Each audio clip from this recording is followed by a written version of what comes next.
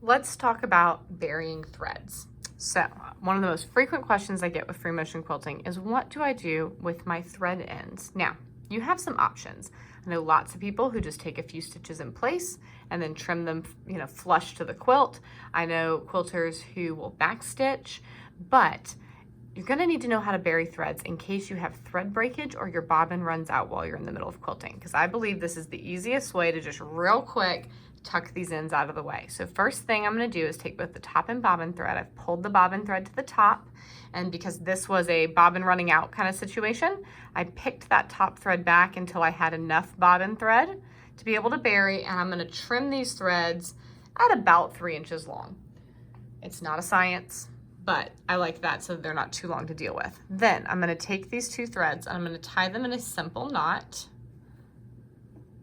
And I'd like to tie them right over where they came out of the quilt, right?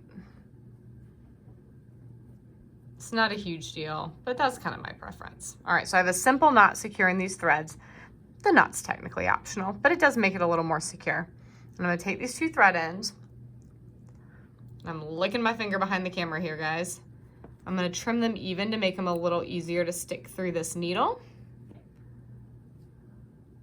And you can use a self-threading needle or just a needle with a big old eye. See, like this one here.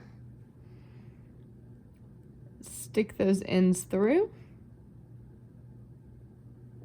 Oh, I got one. Let's get the other one through.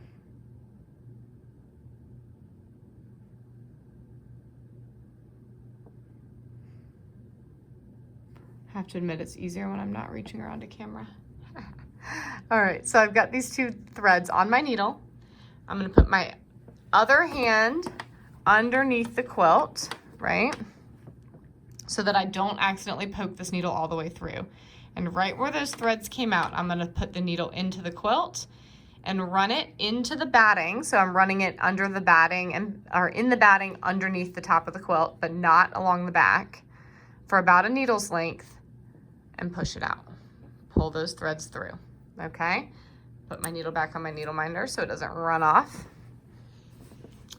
Give those threads a nice sharp tug to make sure that knot has sunk underneath the top of the quilt, and then carefully trim the thread ends flush with the quilt top.